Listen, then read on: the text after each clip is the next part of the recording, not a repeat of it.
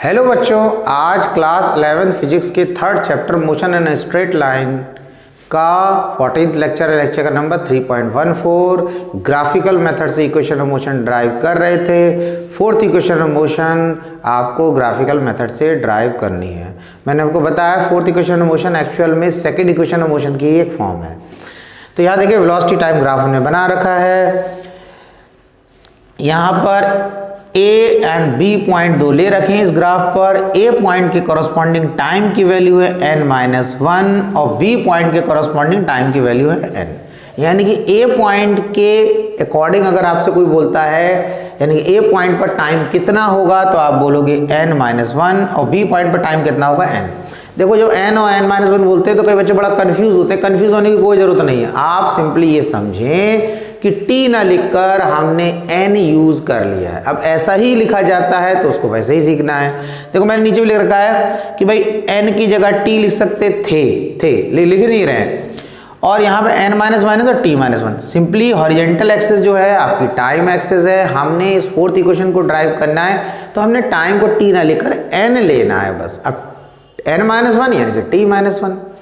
तो अगर ये n जो है 10 सेकेंड है तो ये वाला n-1 जो टाइम हो जाएगा वो 9 सेकेंड हो जाएगा। अगर ये 9 है तो 8 हो जाएगा, 8 है तो 7 हो जाएगा, 7 है तो 6 हो जाएगा, सो ऑन। ए पॉइंट की बात करें, ए पॉइंट पर जो वेलोसिटी होगी ऑब्जेक्ट की वो v(n-1) हो जाएगी। n-1 का मतलब हो गया वेलोसिटी जब टाइम कितना है n-1 सेकेंड। बी पॉइंट पर वेलोसिटी कितनी है v और जब टाइम कितना है n।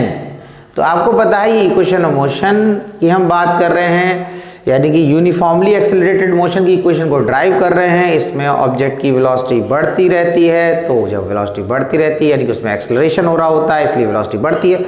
तो ए पॉइंट पर वेलोसिटी कुछ और होगी और बी पॉइंट पर वेलोसिटी कुछ और होगी। आपको करना क्या है, आपको फोर्थ इक्वेशन ड्राइव करनी। तो देखो एक चीज समझना है आपको कि वेलोसिटी टाइम ग्राफ का जो एरिया होता है वो डिस्प्लेसमेंट रिप्रेजेंट करता है, ये आपको बताया गया है। तो आपको उसी कॉन्सेप्ट से को लगाना है। तो हम यहाँ लिखेंगे डिस्प्लेसमेंट इन ns सेकेंड। ये किसके बराबर हो जाएगा, एरिया ऑफ वीटी ग्राफ। ये हो गया। दूसरा हम इक्वल टू में क्या लिख सकते हैं, एरिया ऑफ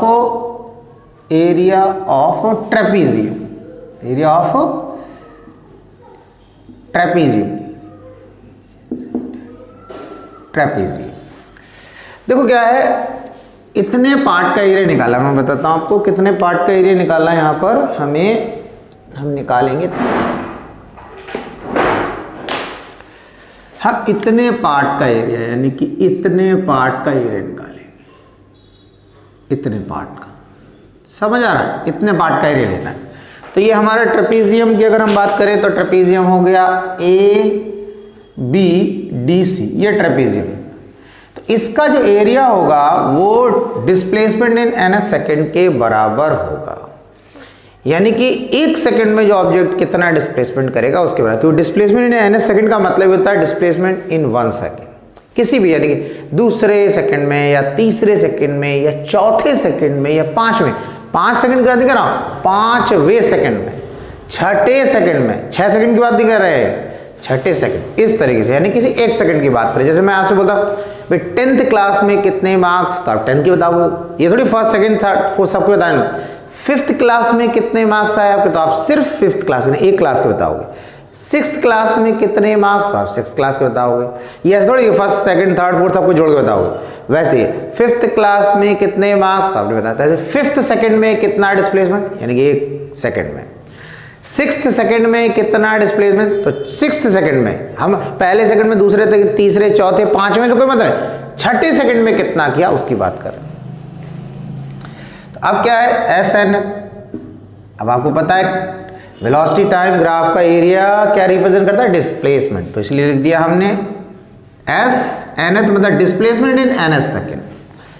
अब इस ट्रेपीजियम का एरिया का फॉर्मूला पता है क्या होता है, half sum of parallel side कितना हो जाएगा, AC प्लस BD और इनटू परपेंडिकुलर डिस्टेंस कितना हो जाएगा हमारा, ये CD ले लें या यहां पर हम एक पॉइंट और ले लेते हैं E, तो इनटू AE कर दिया।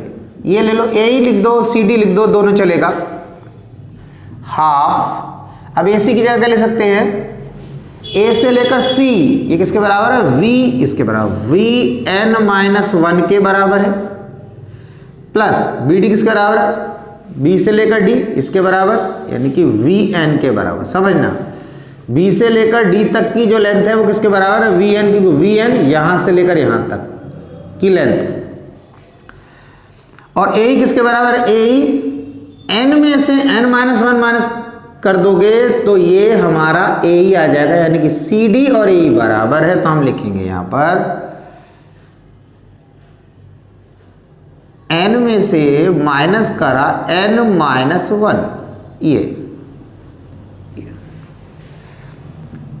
1/2। अब Vn की जगह क्या लिख सकते हैं, बात समझना, Vn की जगह हम लिख सकते हैं U प्लस V किसका रहा था, U प्लस AT, तो हमने U प्लस A की जगह तो A, लेकिन T की जगह क्या लिखेंगे, N-1। बात समझना, V equal to U plus AT होता है, U की जगह U लिख दिया, प्लस A की जगह A और N-1 लिख दिया टाइम की जगह, और प्लस फिर Vn लिखा तो यहां के लिए U की जगह तो U लिखेंगे और A की जगह A और टाइम की जगह N लिख देंगे। मतलब आप इसको ऐसे समझे जैसे लिखा था V equal to U plus AT, तो V के को हटा के तो लिखना है, U की जगह तो हमने U लिख दिया, बस हमें क्या करना है, A के प्लेस पर A और T की जगह N लिख देना है। अब इस V के बेस में लिखा हुआ है मान लो N, तो इसका मतलब है वेलोसिटी जब टाइम n सेकेंड होगा तो T की जगह n लिख दिया, इसको तो ऐसे कर दिया, और इसको ब्रैकेट ओपन कर लो, क्या हो जाएगा n माइनस n, और माइनस माइनस प्लस हो जाएगा +1, यहां पर ब्रैकेट लगा इस तरह, इससे ये कैंसिल होगा। अब क्या होगा, 1/2 U प्लस an हो जाएगा, ये an minus A plus U plus an, ये होगा। अब क्या होगा, यहां पर देखो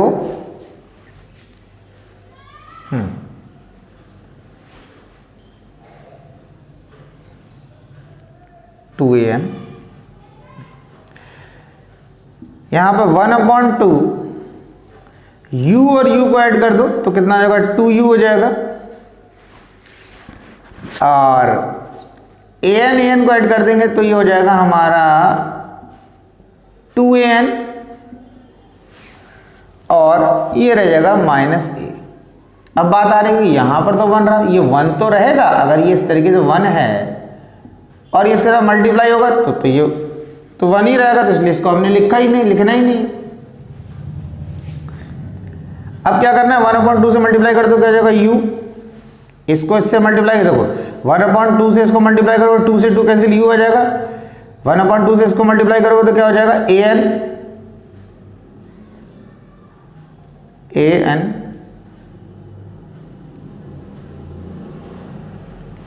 और इसको इससे मल्टीप्लाई करोगे तो क्या हो जाएगा, -a/2। इतना क्लियर हो गया। अब हम क्या करेंगे, U को ऐसे ही रहने देंगे, और इस स्टेप को समझना, इन दोनों में से मैं a/2 कॉमन ले लूंगा और अंदर लिखूंगा 2n-1, ये मेरी इक्वेशन ड्राइव होगी। अब बात समझना, अब डाउट होता है इसमें बच्चों, उन्हें लगता है भाई ये a/2 कॉमन ले लिया, इसमें तो a/2 था ही नहीं, तो इसमें कॉमन कैसे लिया, तो मैं इसको अलग करके दिखा दे रहा हूं। ये लिखा है an माइनस a/2 है, ऐसे ही तो है, तो मैंने क्या किया, इसमें क्या करा, 2 से मल्टीप्लाई 2 से डिवाइड कर दिया, यानी 2an/2 माइनस a/2। क्या किया मैंने, 2 से मल्टीप्लाई, इसको 2 से डिवाइड कर दिया, 2 से 2 क्या कट हो जाएगा, तो an माइनस a/2 ही तो रह जाएगा। अब इसमें भी a/2 आ गया, इसमें भी a/2 आ गया, इन दोनों में से ले लो, तो a/2 कॉमन ले लिया तो क्या बचा, 2n, और इसमें तो a/2 है तो इसमें बचा 1। इस तरीके से। तो इसमें कंफ्यूज नहीं होना, इसको देखो आप, इससे आपको बिल्कुल समझ में आ जाएगा। हमने क्या किया, या इसको 2 से मल्टीप्लाई 2 से डिवाइड कर दिया, minus a n as it is लिख दिया, जो 2 से 2 काट दोगे फिर ऐसी इक्वेशन बन जाएगी। अब a/2 इसमें भी आ गया, इसमें तो a/2 है, अब इन दोनों में से a/2 कॉमन ले लिया, 2n-1 हो गया। तो ये आपकी fourth equation of motion graphical method से ड्राइव हो गई। नोट कर लें इसे। ओके बच्चों, कोई भी आपको डाउट है, कोई भी आपको दिक्कत है किसी भी टॉपिक, किसी भी लेक्चर में, आप मुझे कमेंट बॉक्स में कमेंट करके बताएं, मैं उस पर लेक्चर बना दूंगा और उम्मीद करता हूँ आपके लिए हेल्पफुल होगा। बिल्कुल टेंशन न लें, फ्री माइंड होकर आप पढ़ें। ओके तो आज का लेक्चर यहीं फिनिश करते हैं, नेक्स्ट लेक्चर में मिलेंगे नेक्स्ट टॉपिक के साथ। तब तक कोशिश करते रहें, कोशिश करने वालों की हार नहीं होती, मेहनत कभी बेकार नहीं होती, पढ़ते रहें, आगे बढ़ते रहें।